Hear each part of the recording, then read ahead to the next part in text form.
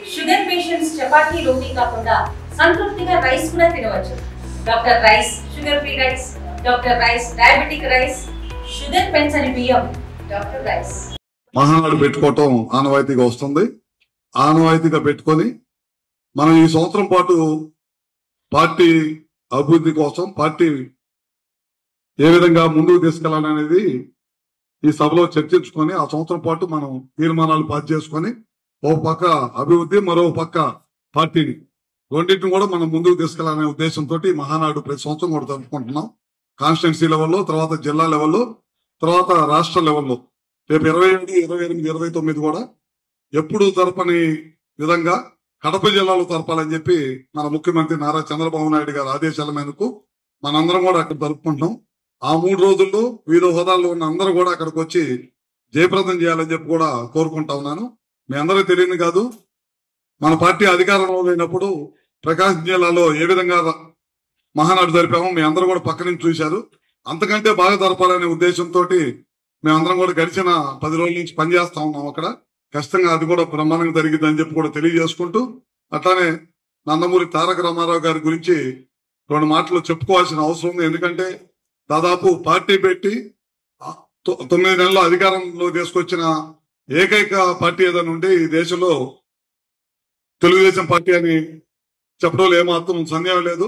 ఆ రోజుల్లో ₹2 కిలో బియ్యం కానీ, అదేవిధంగా మహిళలకు సమాన హక్కు ఇవ్వటంలో కానీ, పేదలకు పక్క గృహాలు కట్టించడం కానీ, ఇట్లాంటి ఎన్నో గొప్ప కార్యక్రమాలు చేసిన వ్యక్తి మహనీయుడు ఎన్టీఆర్ అని చెప్తున్నాం.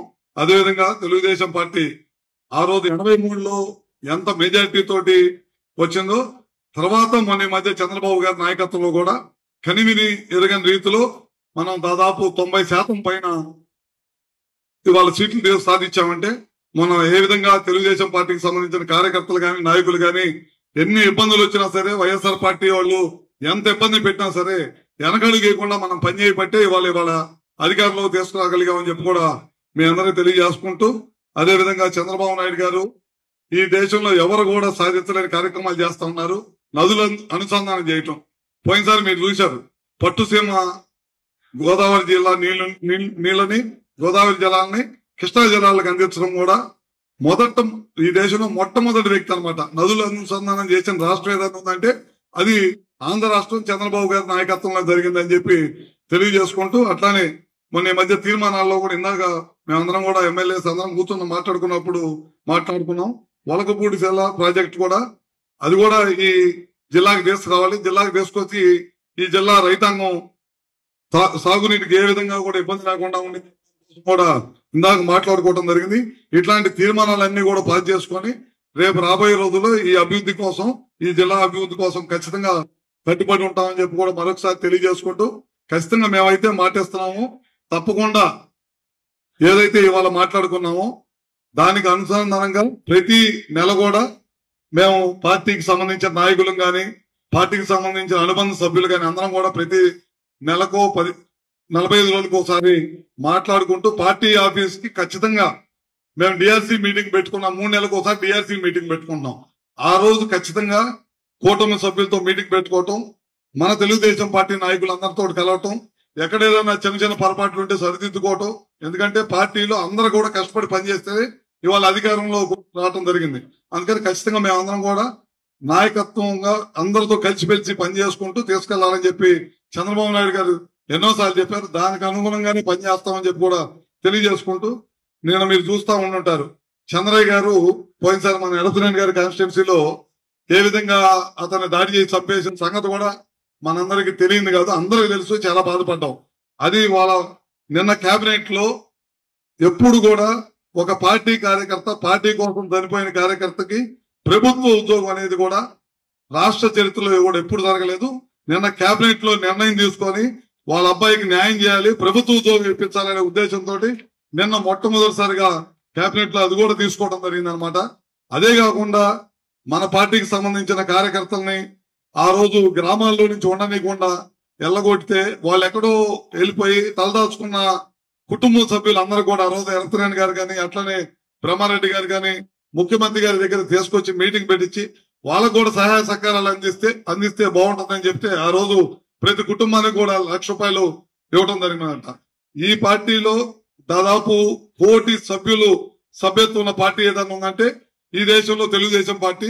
తెలుగుదేశం పార్టీ కార్యకర్తల కోసం, సంక్షేమం కోసం పాటుపడే పార్టీ ఏదైనా ఉందంటే అది తెలుగుదేశం పార్టీ.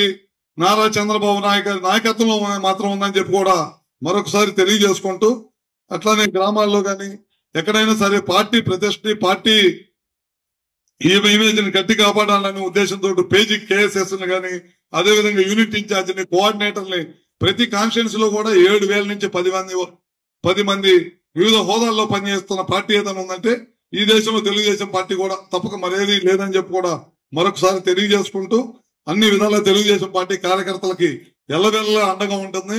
అదే ఈ మధ్య కాలంలో చాలా పెద్ద ఎత్తున మన జిల్లా నుంచి కూడా సభ్యత్వాలు చేయడం జరిగింది. ఎక్కడన్నా యాక్సిడెంట్ అయి చనిపోయినా ఏది జరిగినా సరే 5 లక్షల ఇన్సూరెన్స్ కూడా చేసిన పార్టీ ఏదైనా ఉంటే అది తెలుగుదేశం పార్టీ అని చెప్పి కూడా మరొకసారి తెలియజేసుకుంటూ, అట్లానే నాకైతే బాపట్లో కొద్దిగా మీటింగ్ ఉంది, పల్నాడు బాపట్లో డిఆర్సీ మీటింగ్, అట్లానే మేము మీటింగ్ పెట్టుకోవడం జరిగింది అనమాట. అందుకని కొద్దిగా తొందరగా మాట్లాడి వెళ్దాం అనే ఉద్దేశంతో నేను ముందు మాట్లాడి వెళ్తున్నాను. ఈ కార్యక్రమానికి ఇచ్చేసిన అందరూ కూడా మరొకసారి పేరు పేరున నా ఉదయపూర్వక నమస్కారాలు తెలియజేసుకుంటూ, రేపు జరగబోయే మహానాడికి అందరూ కూడా పాల్గొని విజయవంతం చేయాలని చెప్పి మరొకసారి నమస్కారాలు తెలియజేసుకుంటూ సెలవు తీసుకుంటా ఉన్నా. వ్యాప్తంగా ఈరోజు జరుపుకుంటా ఉన్నాం. ముఖ్య ఉద్దేశం ఇక్కడి నుంచి నియోజకవర్గాల నుంచి వచ్చిన తీర్మానాలు ఇక్కడ పెట్టి ఇక్కడ నుంచి రేపు 27 జరిగే మహానాడికి ఆ తీర్మానాలు తీసుకెళ్లే కార్యక్రమం ప్రక్రియ ఇక్కడ మొదలు పెట్టబోతా ఉన్నాం. ముందుగా ఈ కార్యక్రమం గురించి ముందుకు వెళ్ళే ముందు ఎన్టీ రామారావు గురించి మనం తప్పకుండా ఒకసారి గుర్తు చేసుకోవాలి. ఆయన పుట్టినరోజు సందర్భంగా జరుపుకుంటా ఉన్నాం. ఏదైతే తెలుగుదేశం పార్టీ దాదాపు 40 సంవత్సరాల క్రితం ఆయన పెట్టడం జరిగింది. ఏ ముహూర్తాలు పెట్టారు, ఎందుకు అంటా ఉన్నారంటే ఎన్నో మనం ఎక్కడ పొలిటికల్ హిస్టరీలో ఎక్కడ చూసినా కానీ ఒక పేజీ తెలుగుదేశం పార్టీకి ఉంటుంది. ఎందుకు అంటే ఎన్నో ప్రమాద రెడ్డి గారి మీటింగ్ పై కావాల్సిన చెప్తాం, ఎన్నో అడ్డంకులు, ఎన్నో అవరోధాలు వచ్చిన సంవత్సరాల్లో ఎవరు కాదనేది ప్రతి ఒక్కరూ ఒప్పుకునేది తెలుగుదేశం పార్టీ అన్నింటినీ కూడా అధిగమించి 42 సంవత్సరాల్లో దాదాపుగా 26 సంవత్సరాల పాటు అధికారంలో 3 రాష్ట్రాలు కానీ కొత్తగా ఏర్పడిన ఆంధ్రప్రదేశ్ లో కానీ ఏ సామాన్య రీజనల్ పార్టీ 2 సంవత్సరాలు అధికారంలో ఉంటూ అందరూ సంవత్సరాలు సామాన్య విషయం కాదు. అందుకే అక్కడ ఏముంటారు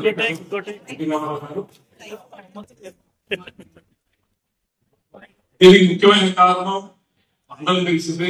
తెలుగుదేశం పార్టీకి సంబంధించి కార్యకర్తలు ఎక్కడే కాదు రాష్ట్రంలో ఎక్కడ కూడా మాట్లాడే తెలుగుదేశం కార్యకర్తలు గురించి గట్టిగా మాట్లాడతారు. చాలా కమిటెడ్ అని చెప్పి ఎక్కడే కాదు బయట మిగతా రాష్ట్రాల్లో కూడా ప్రతి ఒక్కరు దానికి నిదర్శనమే ఇన్ని సంవత్సరాలు ఎన్ని ఆటంకులు వచ్చినా అవరోధాలు వచ్చినా కానీ అన్నిటి కూడా ఎదుర్కొని 20 సంవత్సరాల అధికారం అనేది దానికి. అయితే ఇందాక ఎమ్మెల్యేలు మాట్లాడినప్పుడు కార్యకర్తలు మాట్లాడారు. కార్యకర్తల గురించి మాట్లాడితే ఇంకా చెయ్యాలి అనేది తప్పదు, చేయాలని అందరం కూడా. అయితే మీకు అందరూ గుర్తుంచుకోండి, మొన్న ఎలక్షన్ చూసాం. ఎలక్షన్ సమయంలో మీరు అంత కష్టపడ్డారు, అంత చేశారు, అంతా కూడా చూసాం. ఎంతో వాతావరణం దాదాపు నర్సంపేట కానీ మాసంత కానీ సత్తపల్లి కానీ ప్రతి దగ్గర ఎంతో వాతావరణం దాదాపు ఎలక్షన్ జరిగింది. అయినా కూడా దగ్గర నుంచొని ఓట్లు గెలిపించారు, గెలిపించారు. మెజారిటీ బాగా వచ్చింది అంటే మీరు అందరూ కష్టపడితే వచ్చినారు. అది ఎట్టి కాదండి. కార్యకర్తలు ఎంత కష్టపడ్డాము దానికి రాష్ట్ర ప్రజలు కూడా అంతే సహకరించారు. అది కూడా కాదండి. రాష్ట్ర ప్రజలందరూ కూడా 92% సీట్లు మెజార్టీతో గెలిచేవాళ్ళు వారు కూడా కలిసి వచ్చారు. లేదు ఈసారి తెలుగుదేశం పార్టీని గెలిపించాలని చెప్పి వచ్చారు, గెలిపించారు. అది కూడా మనం మర్చిపోకూడదు. కార్యకర్తలు చేశారు, అలాగే జనం కూడా మేము ఈసారి తెలుగుదేశం పార్టీని గెలిపించాలని. కాబట్టి మనందరూ కూడా కోరేది ఒకటే, పార్టీ బాగుంటుంది. ఇప్పుడు ఇందాక చెప్తా ఉన్నారు కొమ్మపాటి శివ గారు, విదేశాలకు పంపిస్తా ఉన్నారు కమిటీని. ఆ కమిటీలో కృష్ణదేవరాయలు గారికి స్థానం వచ్చింది, లేకపోతే పార్లమెంట్ పార్టీ వచ్చింది. కానీ ఇవన్నీ రావాలి అంటే పార్టీ బాగుంటే గెలిస్తేనే ఇవన్నీ కూడా వస్తాయి. నాకైనా మీకైనా పదవులు వచ్చే ఎవరికైనా పార్టీ బాగుంటే అన్ని వస్తేనే, అన్ని ఉంటేనే పదవులు వచ్చే పరిస్థితి ఉంటుంది. అది మనందరం కూడా దయచేసి గుర్తుపెట్టుకోవాలని చెప్పి కోరుతాను. ఇండియా పాకిస్తాన్ తాజా అప్డేట్స్ కోసం డౌన్లోడ్ చేసుకోండి RTV లైవ్ యాప్.